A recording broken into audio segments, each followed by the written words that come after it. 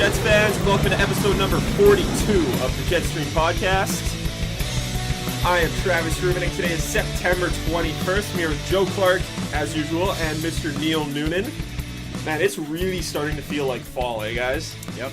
I was just driving in from Gimli. I was out with the girlfriend and her family all weekend, and as we're coming back, it's like obviously Manitoba prairies, but there's parts where there's just trees everywhere, and it's that whole like a little bit of green, a little bit of yellow, a little bit of purple, and it's just like, oh, it's actually fall now. It's pretty sweet because preseason hockey's already started. And the hockey's already got her going. Like, I know the Jackets played today, the Caps played today, a bunch of teams are out in the ice already. Thank God it's about time. Yep. Pumpkin spice lattes are all over the place, which unfortunately this coffee is not one of them. The new iPhone came out on Friday, and two of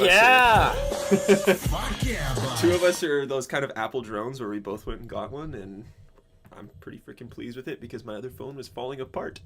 So, and it fits your big mitts you got there, yeah, too. It's perfect. I love this thing. I haven't really been able to put it down all weekend, and the battery did not die once on me. Yes, I was amazed. The battery is so good. I had a 4S before, and this thing was brutal. Like, obviously the time I got it, I was like, this is fucking awesome because this is the best. But to this point in time, like, the speakers didn't work, so I couldn't watch videos unless I had headphones in, which, again, it's the second podcast in a row. We're starting with a bunch of first world problems, but that is one of them.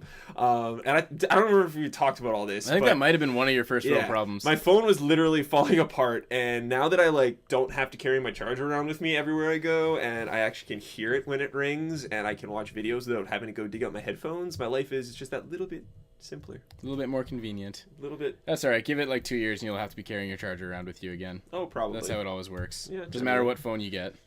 They all just go away. So yeah, the Jets are getting back into the swing of things. Training camp has officially opened. They started their fitness testing last week.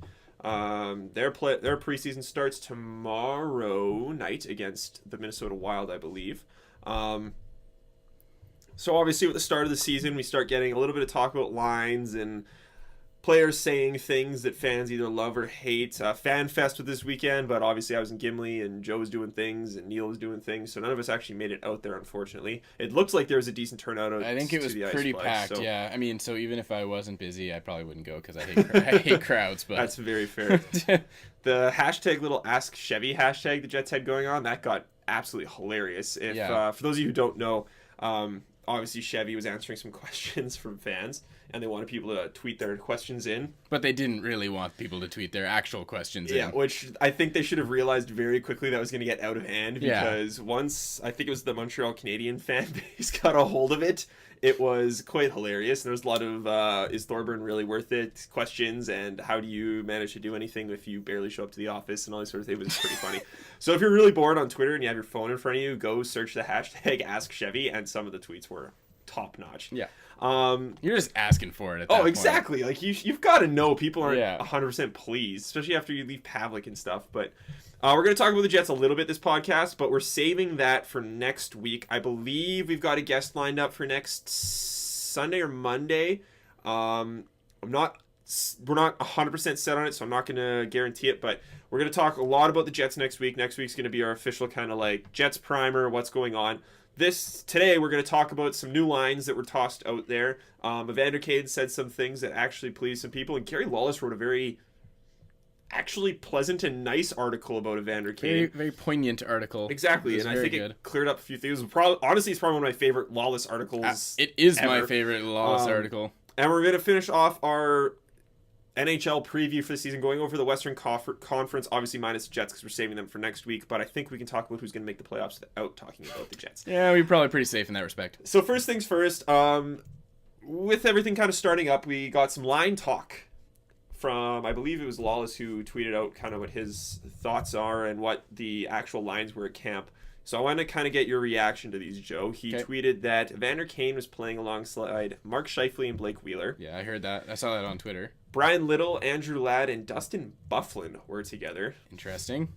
And then he kind of projected that would leave Perreault and Frolik probably together, and he thought maybe Lowry slides into that third line spot. Okay. There was obviously no mention of the fourth line because who cares? Garbage and junk. Yes, because they're going to play 4 minutes a game no matter what. And the ones that probably should be playing, TJ Gagliardi, might not.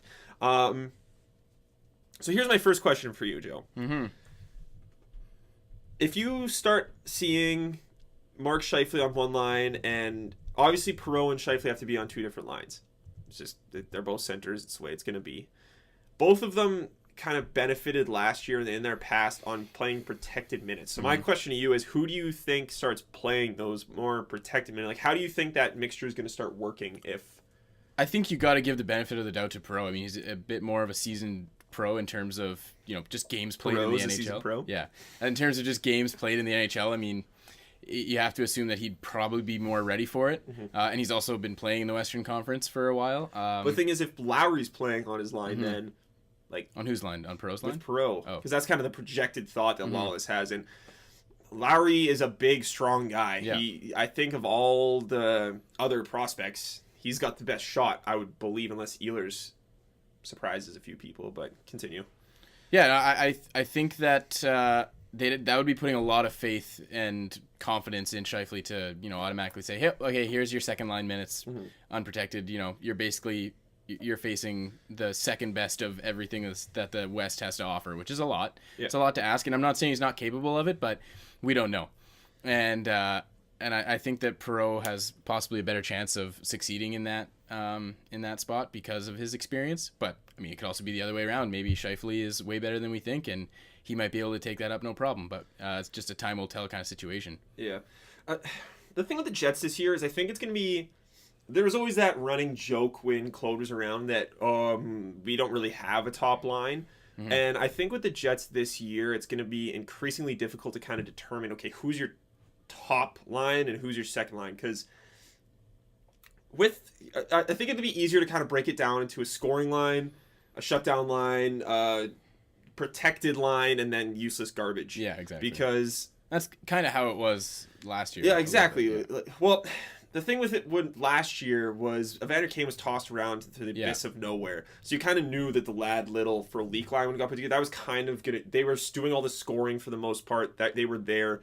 Wheeler was playing around the lines. Kane was hurt a bunch of the time. Scheifele got hurt, so it's kind of hard to cement it. Yeah. But once Ladd Little for leak got going, you kind of knew that was your top line. Breaking those guys up, I get kind of concerned.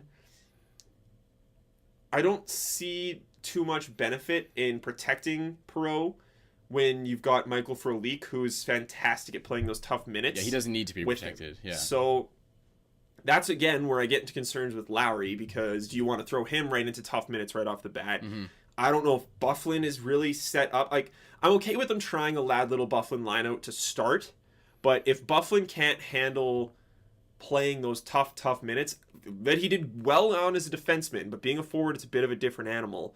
If he's not playing them very well, then I would much rather see Ladd Little and Frolik go together again, have them shut down the Jonathan Taves and those big lines that you're going to be facing, and then go with a Perreault, Byfuglien, Lowry lineup. That's having Lowry and Byfuglien on the same line is a big line. Yeah, you don't mess with that line. Yeah, exactly. And I mean, Little and Ladd, I think they've proven this with, whether you slot Wheeler in there, you slot Frolik in there. Obviously, those are both two talented players. Yeah. But I mean, those two guys together, can do damage themselves. Exactly. And so, I mean, you put Byfuglien there, and it changes up the complexion of it a little bit. But I think you're still going to see the same stuff coming from Ladd and Little. Exactly. Yeah. They've shown chemistry no matter who's been on their other side. Exactly. Right? Yeah. But obviously, the interesting part to me is the Scheifele, Kane, and Wheeler unit. Mm-hmm. I think. Well, they were together for a while. Mm-hmm. That's when Scheifele went on his run. Yeah. So I don't want to say you protect them per se and give them super easy minutes, but if you want them to succeed and score a lot, I wouldn't be afraid to put them against tougher lines, but that's the line I start giving the huge offensive zone push to, obviously. Well, why not? And just see what they can do.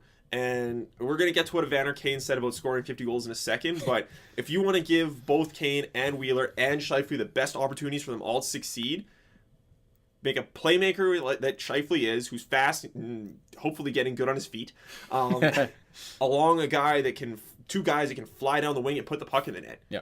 And all three of them have hands. They all have a wicked release, wrister. They're all, exactly. good That's the kind of line that we were asking for at the start of last season. That if Scheifele is going to succeed as a young center in this league, you want him to play in positions where he can score and distribute the puck. And on that line, he's not the guy you have to focus on 100% of the time. Mm-hmm. When you've got Blake Wheeler and Vander Kane, Blake Wheeler, who is one of the best scoring right wingers in the NHL over the last few years, and Evander Kane, who has potential to be an absolute monster and has been a 30-goal scorer in the past, your focus isn't going to go on a kid who's in his second year of the league, exactly. right? So that takes a bit of pressure off him. Exactly. I mean, obviously there is still some there because you're playing with those guys, but I want to see Scheifele be able to grow and develop with those type of guys, not playing those hard-working shutdown minutes, which I'd rather, like you said, see Perreault maybe adjust his game a little bit and Dieter away from the protection a little bit more and see how he can do. I'd rather see him at this point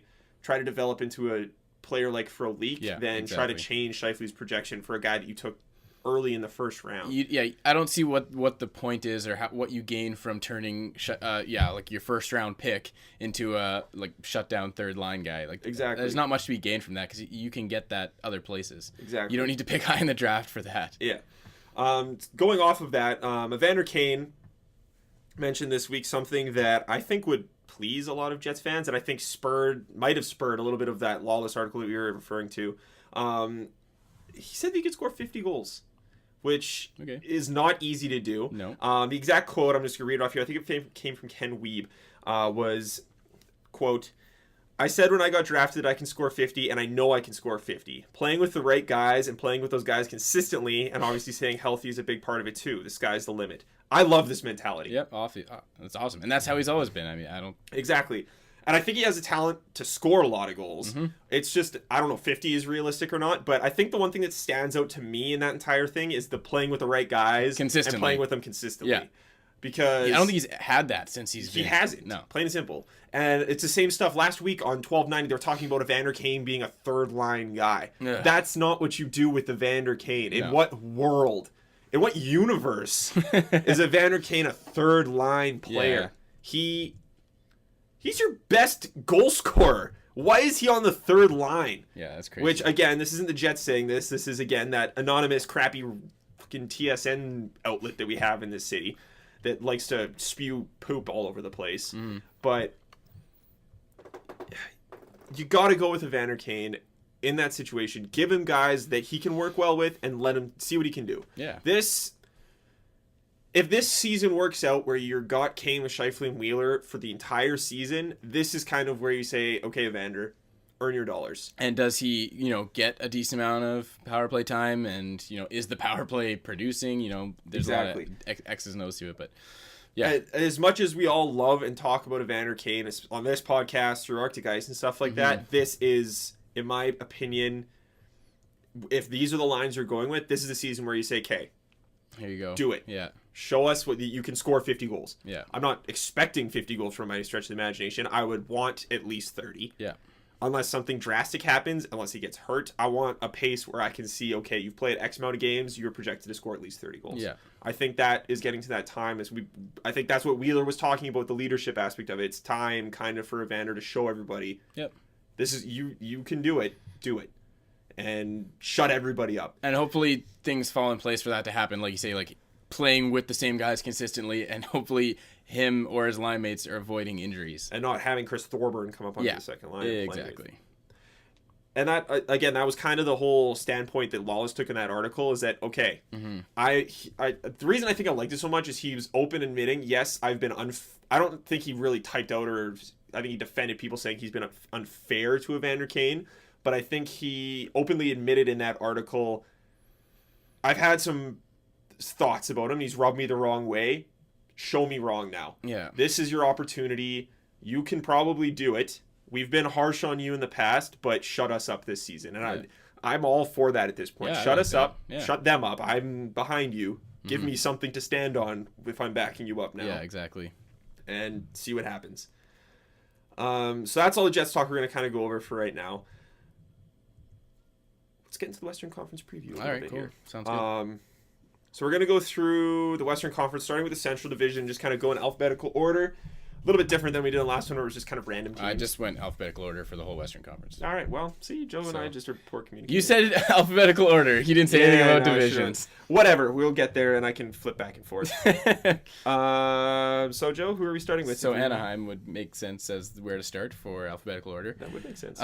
So this offseason, they added a lot of players, actually, and a couple really good ones. Danny Heatley, Ryan Kessler, Nate Thompson, Louis LeBlanc, Clayton Stoner, Jason LaBarbera. Subtractions, they had Teemu Solani, Saku Koivu, Nick Bonino, Jonas Hiller, Mathieu Perreault, obviously, Lucas Spiza, and Daniel Winnick. Did you say Stefan Rubino? No. Did I miss that? Yeah, he was traded as well. Dustin Penner, they lost the trade deadline as well. Did you hear about Teemu Solani? Yeah, I just added Dustin Penner to the trade deadline because I wanted to bring that up. Did you hear about Teemu Solani in the book? For those of you who don't know, Teemu Solani, who I think everyone can kind of agree, like even outside of Winnipeg, he's one of those guys that he's Teemu Solani. He's the nice guy, well respected, nice guy. Yeah. Like everybody he's likes him. He's not somebody people see as doing anything wrong ever. Like he's just he's a nice guy. He's a good guy. So in this book that he apparently he didn't write it, someone else wrote it for him in Finnish, and he didn't really read. It's like someone else wrote his autobiography without his opinion, and he just kind of read through it and gave it a thumbs up, saying, "Fine, whatever, you can write this." Okay. I think, which is step number one of this being really confusing. Yeah. Step number two, yes, it was written in Finnish, so whoever translated this, it could have just literally been thrown into one little sentence, thrown into Google Translate, and this is what came out. We don't know context or anything. But apparently Teemu said that he would still be playing this year if it wasn't for Bruce Boudreau, and that he felt like winning a Stanley Cup with him as a head coach would just be wrong because of the way he approached things. And Jonas Hiller apparently backed him up on that and said he didn't really like how he was treating guys. But hot words from Teemu Solani. That's harsh and surprising to a lot of people. Like the reactions I was hearing from around the media was everybody was like, wow, I can't really imagine him saying that. Exactly. But it seems to me like Bruce Boudreau is kind of the guy who doesn't care who you are. No. Because remember, he benched Ovi. Yeah, he benches whoever he wants. Which, fine. That's his style. He was a pretty successul coach in Washington until the end, but I would argue that the GM kind of had more to do with that than he did. And he's done some good things in Anaheim, so I don't know. It's interesting to see, but he's a very individual, and he had his comments after, and he's like, I'm sorry that he feels that way, but that's what I do. This is exactly. This is how I roll. And I think he ended up saying I have no problems with Teemu Solani. That's exactly it. Yeah. So he was just like, I got no problems with the guy, but at the time, this is what I did, and I did it, and that's how I did it. And exactly. Whatever. He was doing his job. Exactly. So, and that's that's his style, and good to him for sticking to his guns. But obviously, I guess Teemu didn't like it, and now they did Jonas Hiller. Yeah. And now neither of them are in Anaheim anymore. Exactly. Anyway, so Anaheim is they're an interesting situation in my opinion. I was in that group of people that I doubted them a lot last year. I thought they were going to get bounced by Dallas in the first round. Both of us thought that Dallas was going to win that series. Exactly. Mostly, in my opinion, because they weren't a very good possession team, and they relied so heavily on Corey Perry and Ryan Getzlaf to which you can do to a certain extent because they're amazing. Yeah, and honestly, they everyone you talk about regression and things like that in your shooting percentages. I went and looked at theirs, and Corey Perry shot a little bit above his, but it wasn't a lot, and it was a lot closer last year to kind of the average of his last 3 or 4 years than it was his career average, which, again, if you're at that pace now, I think it was 2 or 3% higher than his last 3 or 4 year average, which, fine, you could probably do that again. It's Corey freaking Perry. Yeah. And Ryan Getzlaf was right around his career average. So going into next year, I can kind of see them, those two at least, producing the same level. But the reason that I brought up a guy like them losing Dustin Penner at the trade deadline and losing Mathieu Perreault and losing Teemu Solani, those were positive possession guys. Not so much Teemu, but Perreault and Penner. Yeah. They were the possession guys. Yeah. And yes, Ryan Kessler coming in helps that. Oh, absolutely, yeah. But again, that's one guy, and Kessler's getting older, and I don't want to make it seem like I have all doubts around the Anaheim Ducks, because I don't. I think they could, again, be a decent team. But admittedly, I just don't know how they're going to put things together. Do you think they're going to be where they were last year? Like they were first. No, like, I don't see them winning. Yeah, I don't see them winning again. I think we're on the same page in that respect, because I actually couldn't remember who won the West last year, like overall in the standings. So I went back and looked, and I was like, "What? Anaheim won?" Yeah, exactly. I was like, "That's crazy." And then I was looking at what they've done in the off season and how their team is kind of shaping up. I'm like, I don't see that happening again. No. Like I think Kessler being there will make them better on the second line, kind of possession wise in a way, and him being there can kind of take some of those tough minutes that Perry and Getzlaf might have played. But again, like, what do you think the role of Danny Heatley is going to be? I don't know. Neither do I. I have no idea. Because if we're talking like 5 years ago, Danny Heatley, top line. Yeah, exactly. Sure. But that's just, I don't think that's going to happen. Exactly. It's such a big question mark with Danny Heatley. They're going to be an interesting team to watch. I can't wait to see what tweets come from the Danny Heatley parody account. Oh, yeah. Danny Heatley All-Star. Once the season gets going, and like depending on where he gets played or if he gets played or whatever, this should be interesting. If he's put on that top line again, though, resurgence? Maybe, I don't know. I mean, he'll be better than last year for sure, because you're playing with freaking Corey Perry and. Could you imagine the tweets come out of that account if he does start getting good again? Oh man, too much. Be unbelievable. Defensively though, in Anaheim, they're a team that I like their depth more than I like their top end. Like Francois Beauchemin and Cam Fowler, they're not terrible defensemen, but guys like Clayton Stoner, it allows them to have kind of a bit more of a tough minute sort of thing. Mark Fistrick had a good year last season. But again, they're not a great possession-wise team. I think they were in the bottom half of the league last year. Mm-hmm. And I think they're just going to end up, as a team as a whole, like they've got 2 superstars. They've got Ryan Kessler. I don't see their forward depth being fantastic. I don't see their top-end blue line players being like amazing. But they're such a mysterious team to me right now. Anderson, Gibson, LaBarbera, and Bobkoff are kind of throwing everybody in the net and seeing who can come out. Yeah, and that can end well, obviously. And I mean, they have one of the top goalie prospects in John Gibson. He's very highly rated, but LaBarbera, I mean, he's career like third string / AHL. Exactly. And what, 2-3 podcasts ago, we were talking about how goalie projections are so who the hell knows? Nobody knows, exactly. And then Frederik Andersen, I was looking it up on Saturday, 28 games in the NHL. Yeah. And I mean, who know? That didn't give me a breakdown of how many of those were starts. Exactly. So I mean, it could be in the single digits for starts. Yeah, for all I know. It's a big question mark. They are a big question mark. Yeah. I think they'll make the playoffs again. Yep. But I just don't think they're gonna be that threatening powerhouse that everyone thought they were last year. Who do you have next, Joe? Arizona? Yes. Well, yes, it's alphabetical, so yes. Arizona next. All right. Arrivals, they had Sam Gagner, Joe Vitale, BJ Crombeen, Andrew Campbell, Dylan Reese, Devin Dubnyk. Departures, Radim Verbata, Mike Ribeiro, Thomas Grease, Andy Miel, Tim Kennedy. So there's a lot more names there than I think Effect is going to actually. Yeah, there's a lot of names where you're like, I think I've heard that before, but I'm not sure. And then there's some where you're like, nope, never heard that. The thing is, most of the Coyotes changes that occurred this offseason were actually their name.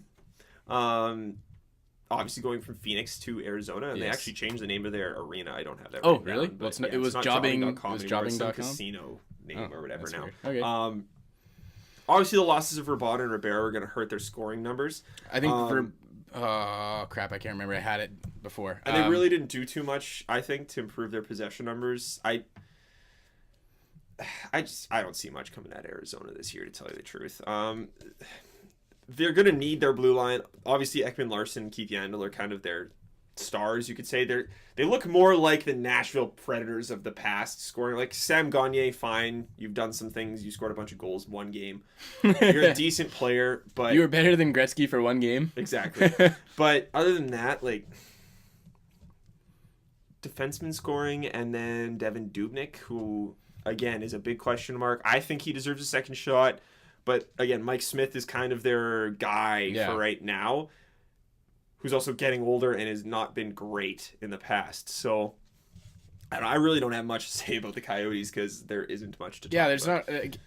They didn't make huge changes. They lost a couple of guys who were good for them last year, and I don't see them improving. Their most exciting aspect ever has been their potential relocation. So, yeah, that's And that's kind of how that's been their story, sort of, for the past few years. That's why people talk about nothing them, else. or have talked about them. Nothing else really going on down there. So, they stirred things up with the name change, so they're trying to keep people interested. Yeah, we'll see. Calgary. I'll pay attention to them when they're in Seattle. Yeah, there you go. That'll be interesting. Calgary. So they had Mr. Mason Raymond came on in, Brandon Bolig, Sam Bennett, Derek England, Jonas Hiller from the aforementioned Ducks. Aforementioned, big words. Departures: Chris Butler, Mike Camilleri, Blair Jones, Joey McDonald, and Ben Street. Shane O'Brien. Sorry? Shane O'Brien. Oh, yeah. TJ Gagliardi. And Gagliardi, yes. Mike Camilleri did leave as well. Did you say that? I said Mike Camilleri, yes. I guess I'm not really paying attention. Yeah, there you go. Poor Flames fans. Actually, no. Poor Mark Giordano. Yeah, true that. I love Mark Giordano. He is good. so underrated, and it's because he plays for a crappy team. Mark Giordano plays some of the toughest minutes in the league, in my opinion, because he doesn't have much of a backup. And he has, I guess, Michael Backlund. Yeah, that's who's pretty a much solid depth guy. But, I mean, the Flames really don't have much else. Sean Monahan was a pleasant surprise for them last year, and the entire Twitter universe got a fantastic Twitter account out of it. Yes. It was only good for like a month, though, and then it just got weird. It has its moments. It hasn't tweeted in a while, though, actually. I should probably check that. But honestly, they're going to need like 5 or 6 or 12 more pleasant surprises this year if they really want to even talk about playoffs. As much as I like Jonas Hiller coming in because they needed goalies. They didn't have a goalie. That was the long and the short. And Mason Raymond's coming off a solid year in Toronto. Their penalty kill is going to be good. But, yeah. Like, you need to score some. But their best kind of outcome from this season is probably going to be Connor McDavid. If that could happen. I just don't see anything else really coming out of it. If Buffalo doesn't beat them to it. Exactly. So, but Buffalo's in the East, so they might not get their asses kicked as bad as Western Calgary. I don't know. I'm sorry, Flames fans. Like, you got nothing right now. And I think at least you're not the Oilers. It's only been a couple years, and you're not been that bad. Actually, I have the Oilers in a very positive light, so we'll get to them eventually. But again, nothing really to say about the Flames because nothing's really going to happen. They're going to be bad.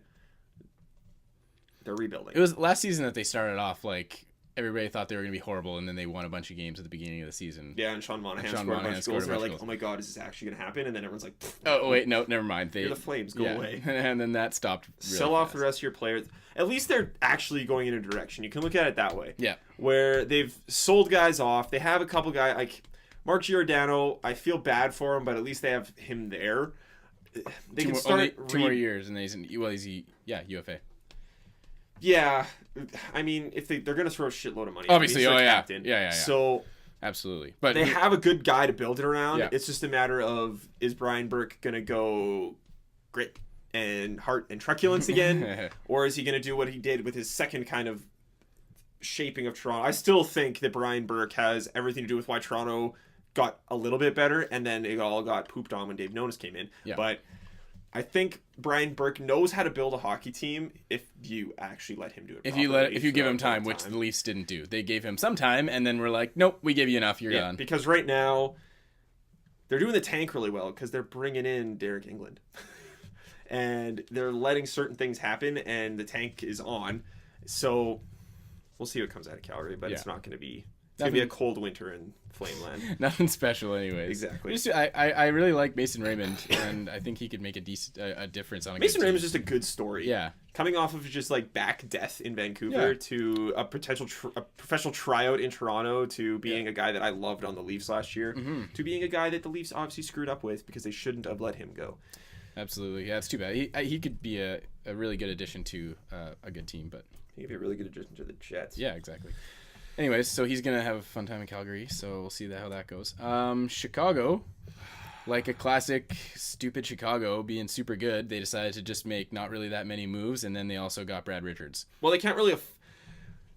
The biggest move is definitely, obviously, Brad Richards, but Taves and Kane contracts, which kick in, I think, next season, but they obviously got rid of Brandon Bolig, but they need to get rid of somebody else. They've gotten rid of of players that were better than Brandon Bollig in the past and had no problem. Exactly. So it's not going to be an issue again. The thing is, like, we can say what we want about Chicago right now, but someone else is leaving. It's a matter of who. I've heard Johnny Oduya's name tossed out, which I don't think is going to happen because he plays tough minutes for them. He does, yes.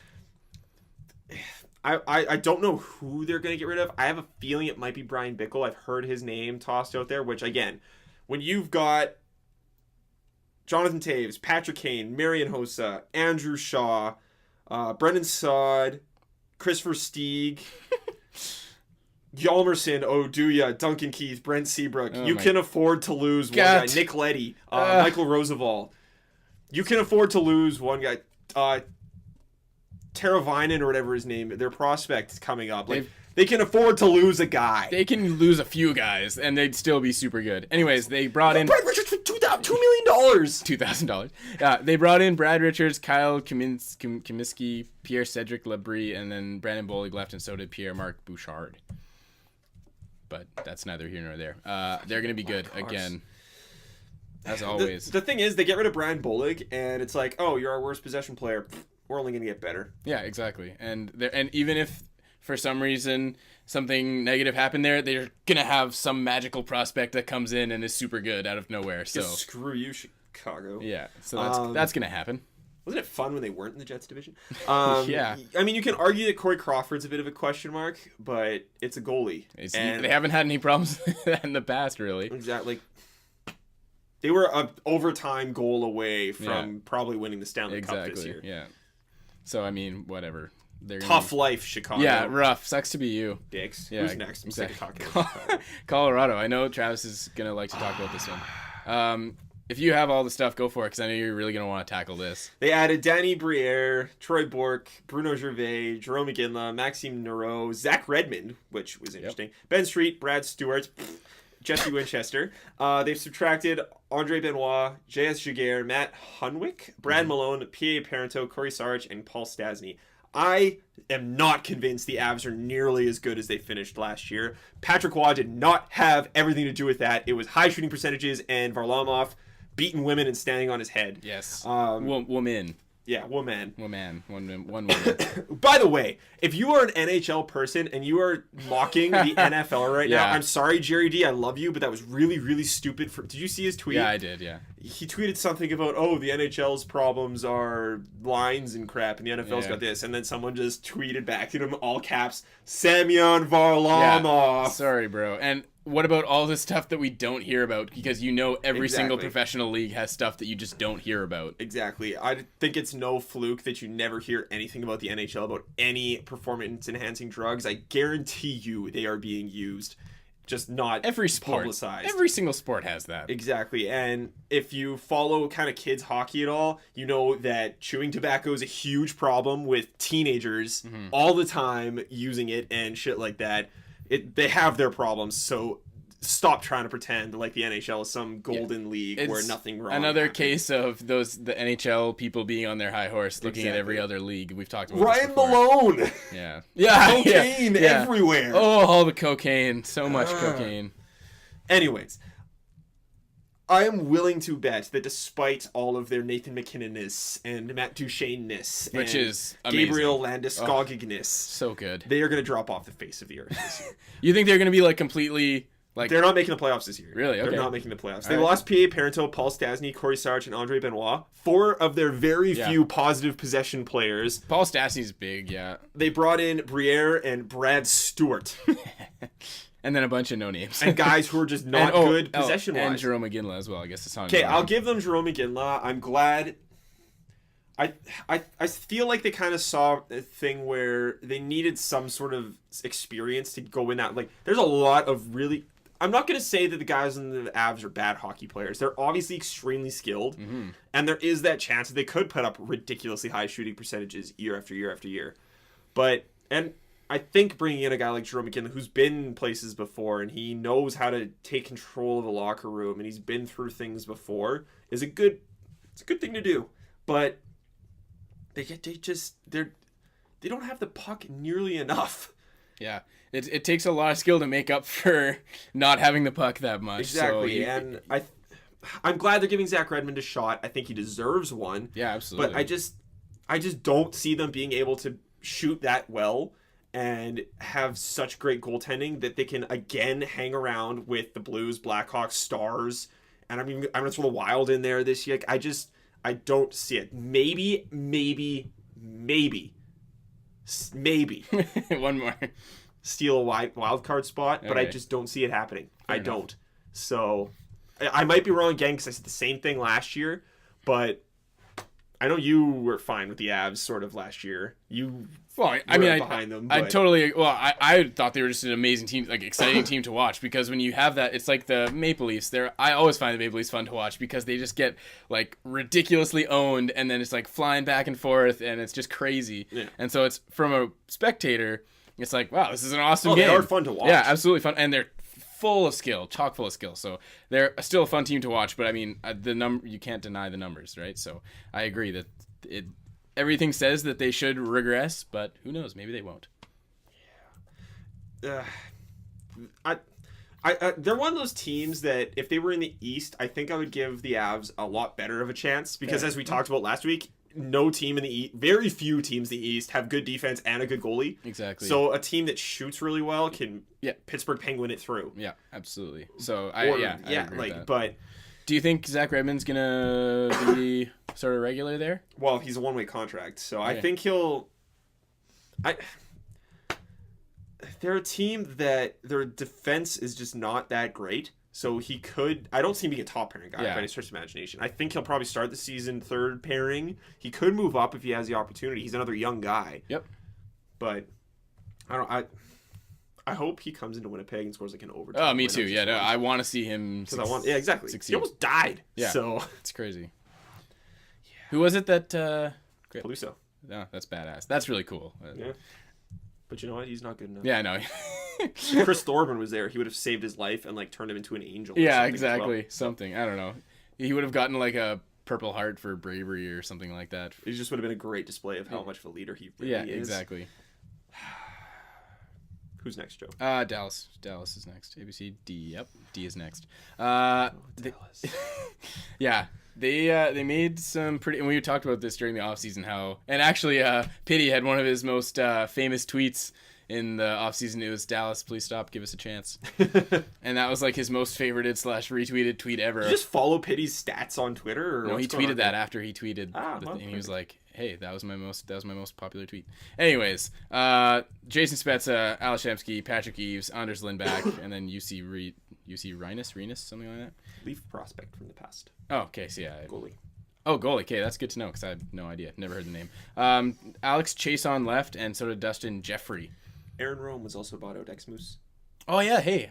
Yeah, ex-Moose, yes. We used to watch Aaron Rome play back in the day. Jim Nill is the general manager that I wish was in Winnipeg. Because he's so good. He's managed to do what so many GMs say is impossible. And in basically 2 years, he has made this team a legitimate playoff threat that, if they get hot in the playoffs, could go on a run. Mm-hmm. I think they should have beat Anaheim last year. They caught some crappy breaks, and things happened. They were a top 10 possession team last season. They went ahead and eliminated 2 players that were getting some beneficial zone starts and weren't really producing much in Alex Chason, who, again, young player. We'll see how he goes. He's off in Ottawa now. Take Jason Spezza over Alex Chason. Yeah, probably. And Dustin Jeffrey, and they brought in a guy who admittedly struggled last year in Jason Spezza, but has scored a crap ton of goals in the past, and someone who I think was unfairly disliked in Edmonton and can haul some decent two-way minutes in Alex Hemsky. Yes, I agree. So, like, they're gonna be good. The Central is so good, and friggin' Jamie Benn is just so good. Well, Valerie Nishishkin. Yeah. He, stupid name. I saw actually I love him, but on the top 10, or I don't know if it was like top 50 NHL goals from last year on TSN. It was just randomly on at like midnight one night. And because you have 5 channels and I'm nothing better. Yeah, exactly. CFL football on every channel on Sunday. Yeah, because so, I play NFL games and you can play 4 CFL of the same game. They were playing like the top goals or whatever, and one of them was Valeri Nichushkin just absolutely dangling. I can't even remember who it was, but it was one of the Winnipeg Jets defensemen, and then just hanging out Pavlik to dry and just tucking it in the opposite side. You like send him flying out the other side of the net. See, it kind of discounts it because it was a Jets defenseman. I know, and but it was Pavlik, still just hilarious to see, and then you're like, oh, so much talent. Could you imagine him like alongside Jason Spezza? Well, I guess we won't have to imagine it for very long. And then like Jamie Benn, Tyler Seguin, and Hemsky. That'll be interesting to see. I'm excited to watch. Fiddler, Ryan Garbett. Yeah. Antoine Roussel. I'm really looking forward to Cody watching Dallas Stars this year. They should be a fun team to watch. Alex Goligoski. I'm just gonna stop talking. That's an ex-spelling bee right there. Yeah. We had him on, Jordy Ben. He'll never be on the spelling bee. That's too easy. 2 N's. That's the only difficult part about it. I don't know if Neil would be able to get that. Double N on What do you caught the double N? I don't know. Probably not. If Sergei Gonchar can kind of pull himself a little bit out of the crap hole he's been in the past couple of years, their D could be decent. I like Kari Lehtinen more than most people do. I think that's only because I compare him to Andrei Pavlik and whatnot. If he gets hurt, the Stars could really struggle because Anders Lindback is less than impressive in this past few years. But the Stars are in the Central. Yeah, that sucks. I wonder. In the Central. Be cool to go to a Stars versus Jets game. That would be an interesting game. Yeah. It'd be interesting to see how Richard Peverley kind of comes back this year, eh? After his whole that's like a whole storyline in itself. That's nuts. That would be big beneficial. And I think it was Alex. This is making me so sad. Like as I was doing this, I was sitting there and I was like writing out all these great things about all these teams, and I was like, oh, the Jets play them like 7 times this year. Yeah. And, oh, the Jets play you like 5 times this year. And oh, this really is not going to be good because it doesn't matter because Pavlik. Crap. Yep. Oh, it's so frustrating. Okay, who's next? Edmonton. Go for it. You said you had some stuff to say about him. Yes, I do, Go actually. Ahead. Edmonton added Benoit Pouliot. Yeah. Teddy Purcell. Purcell. Keith Ollie. Mark Fane. Nikita Nikitin. Mm-hmm. One of my favorite NHL names. Yeah. They got rid of Sam Gagner, Ryan Smith, Anton Beloff, Ryan Jones, and Mark Frazier. My boy Arby. Mr. Ryan Blight. There's some heated moments on Twitter this week. By the way. It was feisty. Anyways, Arby's been talking for a while and predicting that the Oilers are going to make the playoffs before the Jets did, and that obviously just gets all Jets fans, they can't do no wrong. Edmonton's going to suck forever, despite having Taylor Hall and Ryan Nugent-Hopkins and Jordan Eberle and all these guys. And I honestly think they did take a bit of a positive step towards actually making the playoffs this offseason, and I actually have them in here as a wild card team in my playoff projections. You can't deny their scoring abilities, and I think Taylor Hall is ridiculously underrated. As much as people hear his name and are like, ooh, Taylor Hall, he does not get the respect he deserves as a hockey player. Jordan Eberle is a good player. Ryan Nugent-Hopkins is a good player. If Nail Yakupov can pick himself up again, he had a rough year last year, yes, I know. But if he can bounce back at all, that's another fantastic player. Yeah, I saw a little just segment between about his relationship with Dallas Eakins and everything, and apparently they had a lot of talks in the offseason, and apparently Nail's English has improved immensely. I love how they opened that entire. I saw the same thing. That was the first part. His English is better, and it is. Who cares? It actually personally he was Yeah, and I get that they made a talk about how it makes him more comfortable. That's reasonable. I feel like if I was in a different country and I couldn't really speak the language properly, I wouldn't feel as accepted, That's okay. I give you that. And then David Perron is again ex-St. Louis Blue, good hockey player. Mm-hmm. I think adding Benoit Pouliot and Teddy Purcell helps give the Oilers an improved overall grouping. If their younger scoring forwards can start getting if the Taylor Halls and Ryan Nugent-Hopkins, they're very strong possession players. The problem is that they've always been the ones that are completely relied on, and they gave a bit more for that top couple lines and a bit more in their depth area. If they can start relying on those guys to playing slightly more difficult minutes, I can honestly see them, especially with Ryan Smith going and them kind of shifting over and spreading out those minutes a bit easier amongst everybody, or making certain guys play a little bit tougher time in the defensive zone and kind of building off everything. I could see them being a decent team. You got Ben Scrivens. Exactly. Their goaltending is greatly improved. Like, again, I don't want to shit all over Devin Dubnyk. I think he got a rough year, and everyone just pooped all over him for it. But Ben Scrivens, I wanted the Jets to go after. I think Edmonton did a great thing in locking up. I understand he hasn't played a crap load of games as starter, but he's been good in his situations. I think they made huge additions on their blue line with Mark Fayne and Nikita Nikitin. They can handle difficult minutes pretty well. Jeff Petrie, I think, is a pretty serviceable defenseman. I like Keith Ollie in a depth position, not playing big minutes all the time. I think the Oilers are actually going to be a decent team, finally. And I think, guys, people forget how young Nugent Hopkins is. How he was in the World Juniors like 2 years ago. And Hall's still young. Yeah. Eberle's still pretty young. I think the Oilers are taking a step this year. Schultz, people talk about it defensively, hasn't really been what they expected. Put him in an offensive role now. Protect him a little bit. Let him play on your power play and do what he does. Like, I don't think the Oilers are going to be the cakewalk they used to be anymore. So, bottom line, what's the over-under number of Oilers jerseys thrown on the ice this season? Less than Jets jerseys. Okay.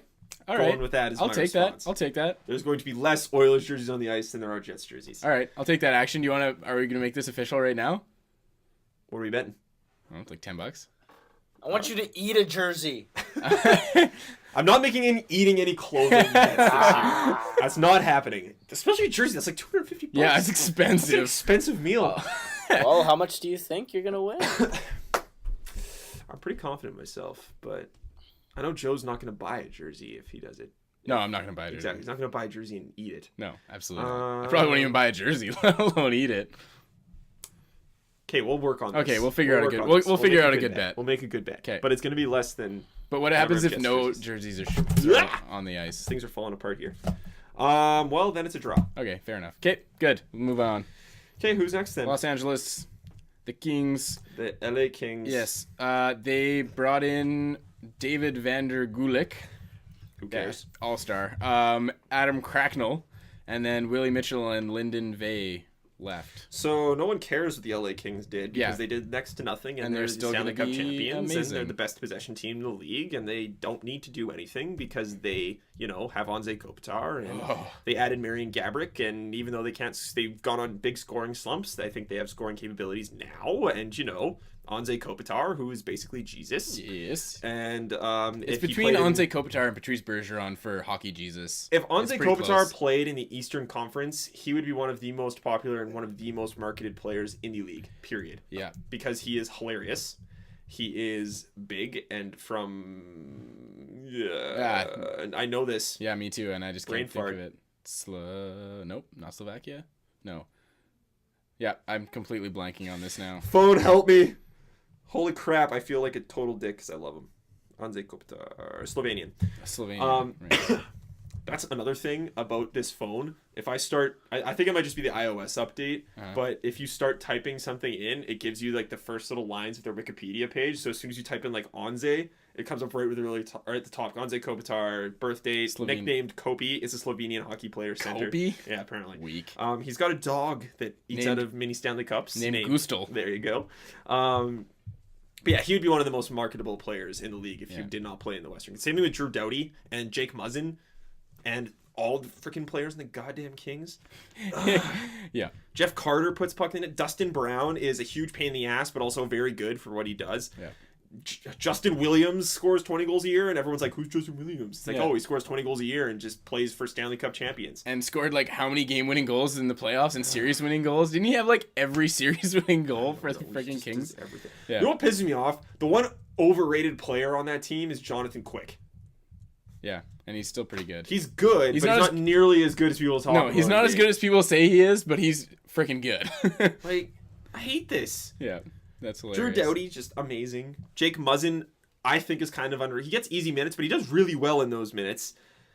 The Kings, yeah, they're going to be good again, so that'll be interesting. That's probably the thing about won't doing this Western Conference thing is it's just like everybody's so good. Yeah, they probably won't have to come from eighth place and beat the number 1 seed and then win the Stanley Cup. Exactly. They'll be up there. Marian Gaborik being there, I think, gives them such a different look scoring wise. Like they don't have to just sit there and pass the puck around and shoot a bunch and not score. They can put 2 lines on that could score, and it's good things. I think the Kings might have a bit of a problem depth wise on their defense. They kind of have, again, that Jets approach where they have a bunch of guys, not necessarily talent, but behind Drew Doughty and Jake Muzzin. But I think, in my opinion, with the group of forwards they have, they don't really have to worry about that. Well, they haven't been worrying about it, and they won the Stanley Cup, so Exactly. seemed to be working out pretty well for them. All right, who's next? Minnesota Wild.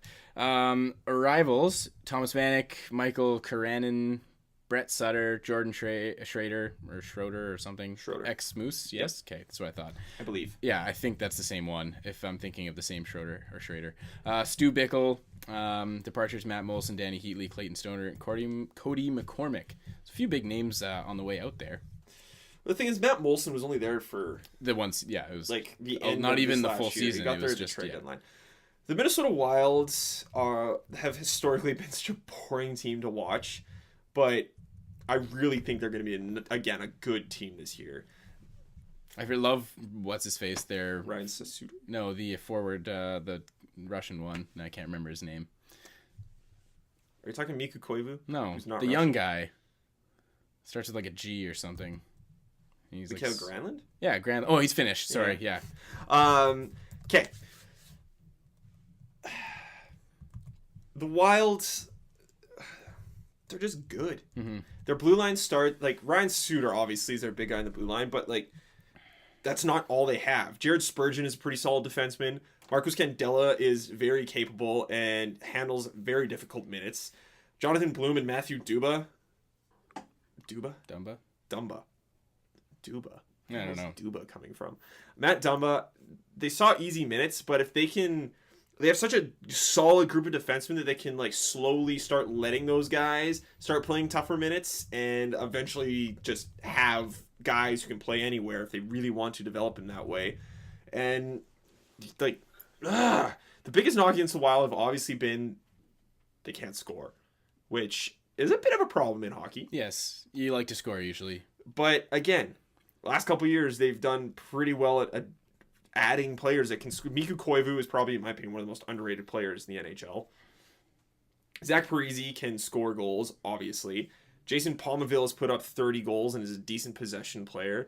Thomas Vanek is very capable of scoring 20 to 30 goals, despite how everybody decided to poop all over him. Nobody was liking him by the end of the playoffs, or even the beginning of the playoffs, like in Montreal. Everybody was hating on him. Whatever. I get that people don't like, because there's times he looked like he wasn't trying. Yeah. But again, whatever. Score a bunch of goals for the Minnesota Wild and let them do what they do.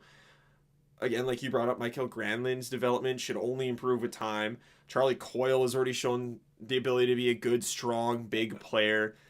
If they just... The thing that I don't get is they have these guys in Mikko Koivu and his line mates, basically, that can play tough minutes, but they don't. They're fantastic possession guys, but they just get such an offensive zone push. Even it out, and the entire Minnesota Wild team can improve. Which, again, I'm not pretending to be some great NHL coach, but I feel like if you start giving them tougher minutes, you start seeing Matt Cook go back to his later time in Pittsburgh kind of numbers. Yeah. Nino Niederreiter can continue his growth. Kyle Brodziak could see increases as well. Like, the Wild have potential to go from a middle-of-the-pack possession team to a top 10 possession team and really pushing things. Their issues are obviously right now, which is weird to say about them, in net, where Josh Harding's health is always going to be an issue, especially now that he broke his foot kicking a wall. Yeah, like he had some sort of suspended altercation with a teammate or something. I didn't hear the whole story. I just know he kicked a wall and broke his foot. Yeah. Nick Backstrom is kind of getting past his prime, meaning a lot of weight is going to be put on Darcy Kemper to start the year, who, again, not a lot of experience, but was good in his previous times. So that's their big question mark, but I think as a whole, they could be a very good team and a team you don't want to be messing with this season. Yeah, absolutely. And again, San Central Division. There you go. So we'll see plenty of that. This is one thing I just want to quickly say about the Jets is that obviously they have their issues. I think they're getting better forward depth wise, but it's who they play against. I'm not going to say if they weren't in the Central, because I think they'd have issues anywhere because of their defensive group and Pavlik, obviously. But being in the Central does not help them. No. Because these teams are improving at such an unreal rate, despite being already some of the best teams in the league, that the Jets just haven't kept up. And that's where a lot of the frustration from myself comes towards Chevy, is that he's literally sitting and watching this happen and relying so heavily on these prospects that, and we've talked about it before, prospects are just that, potential. Yeah, exactly. Things don't meet potential a lot of the time. So that's where my frustrations come in, because there's a lot of very good teams in the Central and the Jets just aren't keeping up. Who's next? Nashville Predators. Another team that's getting better. Yeah. So they brought in James Neal, Mike Ribeiro, Olli Jokinen. Oli! That's 3 decent additions right there. Derek Roy, Anton Volchenkov. So they did some decent work bringing in guys. Their departures were Patrick Hornquist, which is I think he was their top forward last year. Sorry. Michael Del Zotto and Nick Spalling and Patrick Eves, all on the way out. Again, I don't want to oversell the Predators because they need a lot of things to go their way, but they could scare people. I think as a team, they're still going to be that same kind of scoring by committee sort of group. A lot of the guys they brought in, James Neal's going to help. Olli Jokinen can still put up points. Yep. Mike Ribeiro can score. They've got decent bottom six with Philip Forsberg, Victor Stahlberg, underrated, in my opinion, one of the most underrated players in the league. Again, Matt Cullen, Gabriel Bourque is a decent player. They have a decent lineup all the way through. They're not gonna scare anybody, and they're not, again, a team that's full of superstars by any stretch of the imagination. But they have the potential to be a terrifying team, and a tough team to play against from top to bottom. Their blue line, again, behind Shea Weber, a little iffy and relying a lot on youth. But Seth Jones is up there with Trouba levels of solid. Yep. Roman Josi is going to keep, hopefully, in there for them, improving in what's going to be his 4th season with NHL minutes. They've protected Ryan Ellis and Matthias Ekholm in the past, but again, if they keep developing the way they're developing, they're going to be decent players. They can score on the power play. The Preds could surprise people. Yeah, they could be a thorn in the side of, maybe they don't come out in a playoff spot, and they probably won't, but they could be like one of those teams that's right knocking on the door, and they keep screwing with other people's chances. Exactly. Right? People seem to, especially in Winnipeg for whatever reason, just discount the Predators. They finished ahead of the Jets last year. Yeah. I think if they really do want to make a bit of that more of a push for the playoffs, they need Pekka to start going back to his, against the odds, at an older age, go back and be who he used to be, or at least get up to an average who he used to be. If he can do that, I think they've got a bit of a chance to go somewhere. Otherwise, they're in a bit of trouble. They need to find another goaltender for when he leaves, but they had a rough time with him being so, he had it was like a fungal infection or something weird. Some sort of infection in his lungs or something. Or in his it was something really weird that was long term and not good. And hopefully he's healthy all this year for his own sake, but also for the sake of the Predators, because obviously he's their number one goalie, so they need him to be even more successful than they were last year. Yep. Okay, what do we got next? San Jose. I know Travis is going to have some thoughts on this, so let me get right to it. John Scott came in, Ty McGinn, Nikolai Goldobin, Tyler Fedden, departures. Taylor Fedden. Sure, whatever. Dan Boyle, Martin Havlat, and Brad Stewart left the building. Here's the thing with the Sharks. For a team that I think has so much negativity going around them right now, and it seemed like they were just going to blow up at the seams, and yes, they signed Mike Brown for too much money. Yes, they brought in John Scott. Yes, they stupidly stripped Joe Thornton of his C.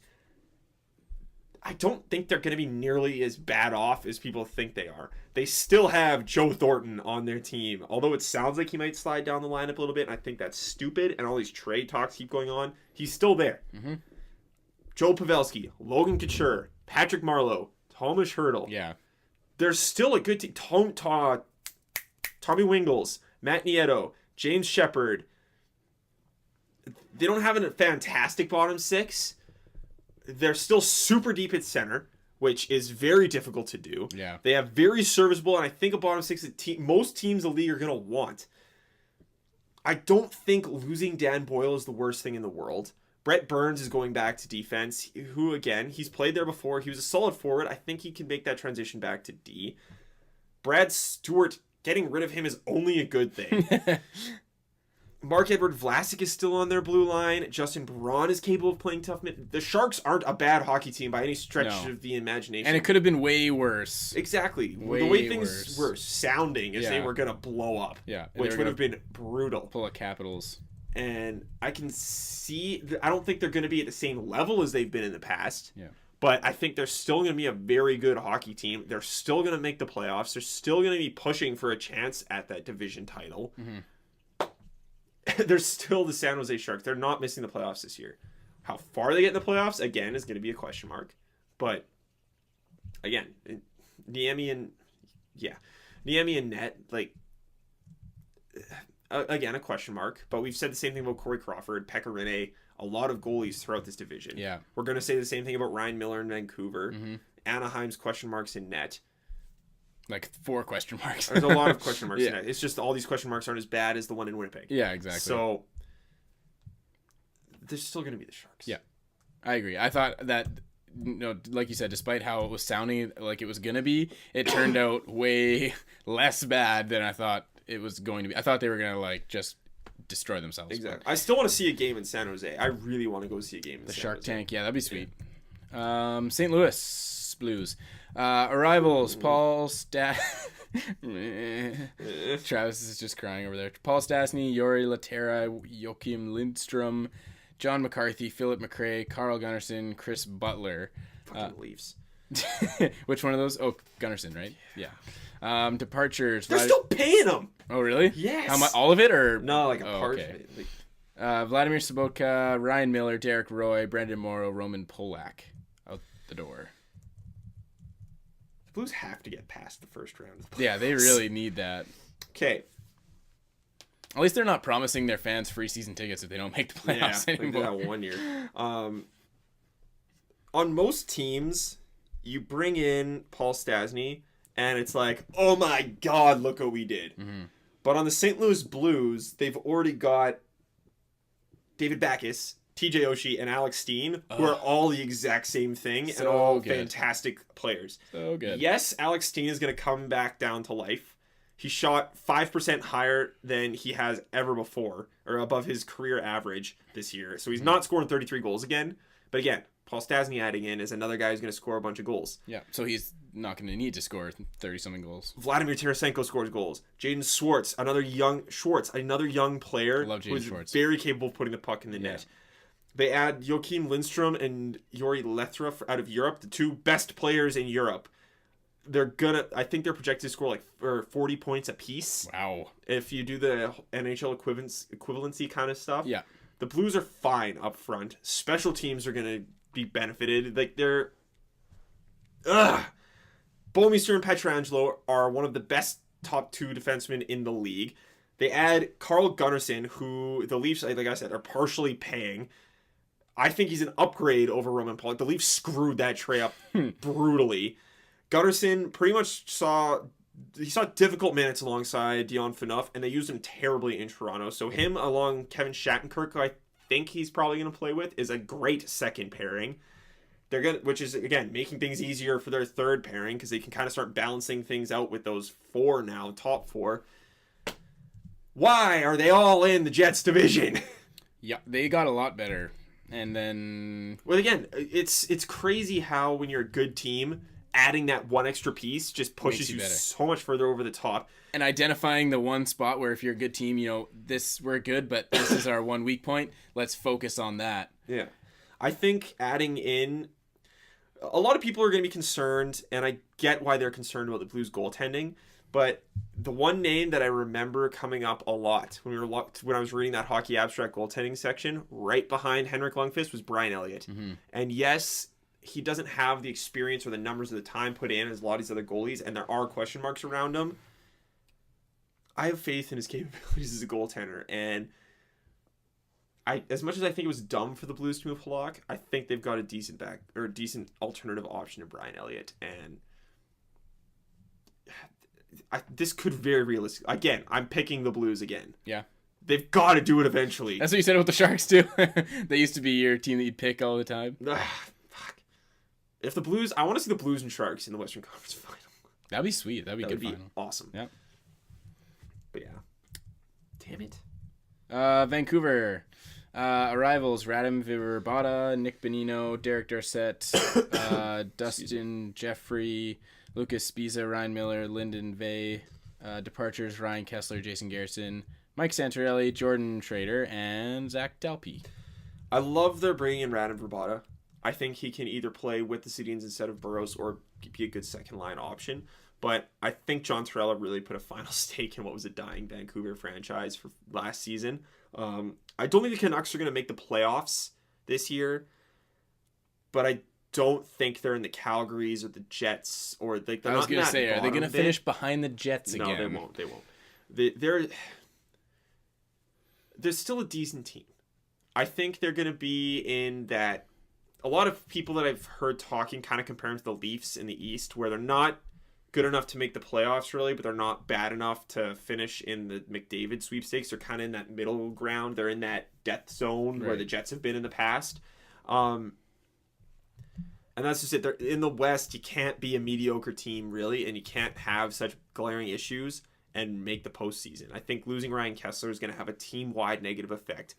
It's going to make the Sedins, and if Burroughs plays with them, start having to play more difficult minutes, which I don't know how they're going to react to. Losing David Booth and losing Mike Santorelli are two guys that, yes, David Booth was being paid a lot of money for the role he was then assigned to play, but he's still a very solid possession guy. Mike Santorelli played tough minutes for them. They're both gone.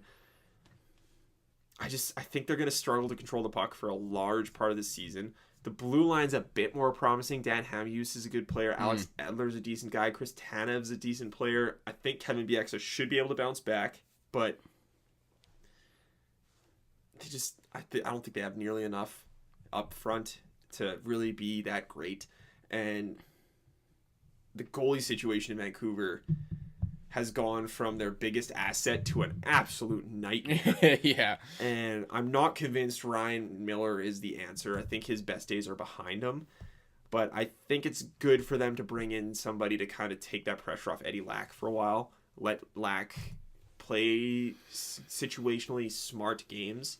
Let him learn a bit more, get used to the situation, and then give him a position to succeed in the future. So, but again, I just don't see the Canucks being great. I don't see them being in the playoffs this year. So, who do you have in the playoffs in each conference? Division, sorry. Okay, well, so here, let me do. Okay, we want to do this by division here. Let me do this. I got for the Central, if this would load for me. Okay, so I got St. Louis on top with Chicago, and then Dallas, Minnesota, Nashville, Colorado, Winnipeg. Woo! The very end. Not a good thing, Oh, that was for the division. Yeah. Oh.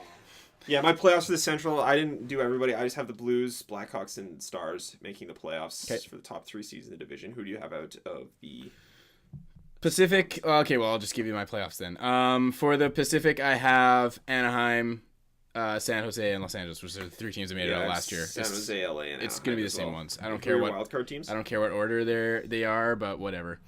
Wild card's going to be because I had St. Louis and then Chicago and then Dallas. So my wild card team's going to be Minnesota.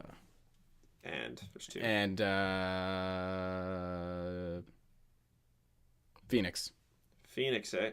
Phoenix doesn't exist anymore, Joe. Sorry, Arizona. I have to get used to that. Yeah, I've got St. Louis, Chicago, and Dallas in the one, San Jose, LA, and Anaheim in the other, and then I have Minnesota and the Edmonton Oilers. That's my wild card. I would love to see that. I would love to see Edmonton in. Yep. Absolutely. I don't think they make past the first round, but I think they get it. Yeah, that would be super cool. I would be on board with that. Absolutely. I mean, I wouldn't like it because fuck Edmonton. But yeah.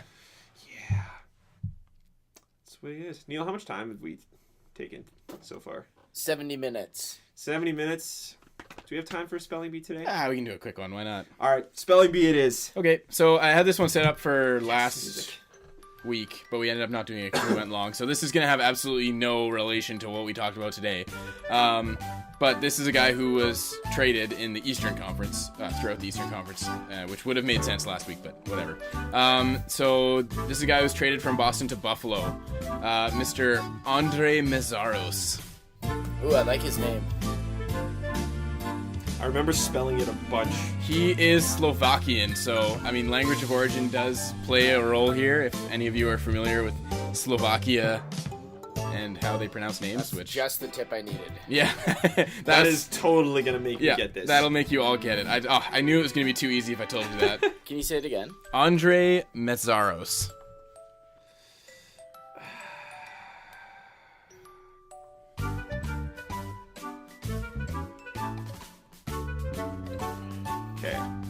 Okay, I'm not fucking around. Okay, let's go, Neil. Andrei. Okay. Mezaros. Okay, Travis. I think that was pretty close. It is. Give me of what you course got, it is. Travis. I'm always pretty close. Okay. I'm going to go with the same similar first name. Andrej. Oh, because that's what they do. Those crazy Slovakians. Yeah. Zaros. M-E. Z-S-A-R-O-S. Travis, you're killing me. If you had the S and the Z first... I knew it!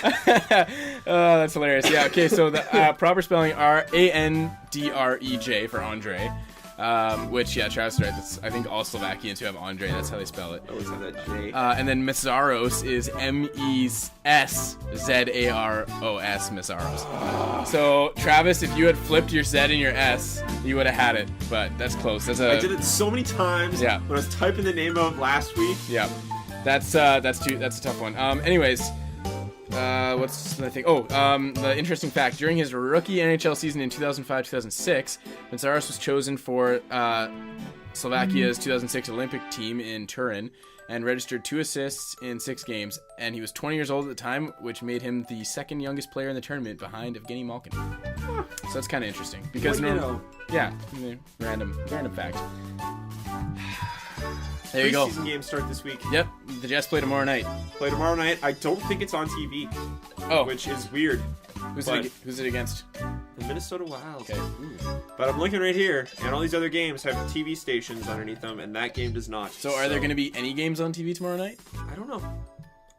Honestly, I'm working all night tomorrow, and then I have a hockey game myself, so I wouldn't be able to watch it anyways. Well, I will watch them if they're on TV. So. Well, there you go. Joe Clark can watch. Yes. They play Minnesota on Monday, then they play Edmonton Oilers on Wednesday. That is set at 7 o'clock on TSN 3, which is, again, the Jets kind of channel there. Then they play Saturday at 7 o'clock against the same Minnesota Wild on TSN 3. Is this split squad stuff going on? Probably for the most part. I'm assuming it'll be split squad. They play the Oilers next Monday, again on TSN 3 at 8 o'clock. And then on Tuesday, they play the Ottawa Senators, when we should have recorded by then. So no need to go any further. Again, we have one email asking for stickers. I know more of you wanted them. So email us your addresses so we can send you stickers if you want them. Looking at you, Pity. I know you want stickers. You've got to tell us where to send them, bro. We promise we won't send you any other sort of stuff in the mail. We will not send you junk mail. We will not solicit or anything. I promise. Exactly. If you want to get at us, hashtag JetStream at JetStreamPod on Twitter. Oh yeah, if you want to email us your addresses so we can email you the stickers, mail you the stickers. It's JetStreamPodcast technology these days. gmail.com. Just sending things instantly. Website, www.jetstreampodcast.com. You can follow me on Twitter at THRUBENIUK, Joe at JW_Clark20, Neil at Neil Noonan. Subscribe, by the way, on Twitter. Since I got this new phone, I told you guys this before, and it's frustrating me. I don't get my notifications like instantly to my phone anymore. It just doesn't work. I've gone in everything I can possibly think of, and it will not give me my notifications. So if you tweet something at me and I don't respond forever, it's because I haven't gotten a notification, and I actually do things other than just sit in Twitter and refresh it over and over again. What are you talking about, Travis? You just live in a little corner of your basement, and all you ever do is refresh Twitter. That's all you do. And blog. And blog, yes. In my mom's basement. In your mom's basement, yes. And it's very dark and dank, and there's like a pipe with water. There's water coming off of one pipe, and it just drips. Actually really cold in my basement, so it can be a little dark and chilly, and need blankets. Subscribe and rate on iTunes. My room is actually in the basement, so until I get out of there, hopefully this winter. Subscribe and rate us on iTunes, which is always gratefully appreciated. Great, right? Is that Grammarly? Yeah? Yeah, whatever. It's getting late. It's the end, yeah. Check out ArcticIceHockey.com. We've got a lot of things going on there as the season starts to come upon us. Yeah. Wait, I have something to tell you before you leave. What is that? ESPN did a poll. Oh, frick, I saw this. I don't know, what is this? The worst sports franchise. Oh, God. The Toronto Maple Leafs. Hilarious.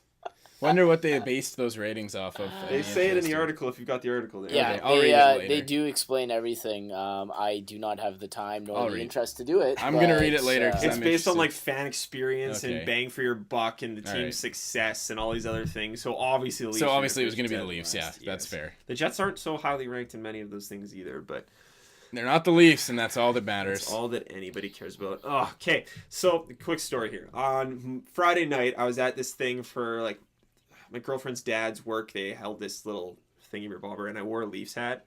And the beaks were constant?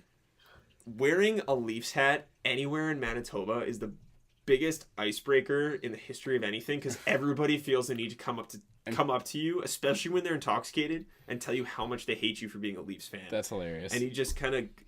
I don't even defend it. I'm just like, I'm sorry. They suck. I know they suck.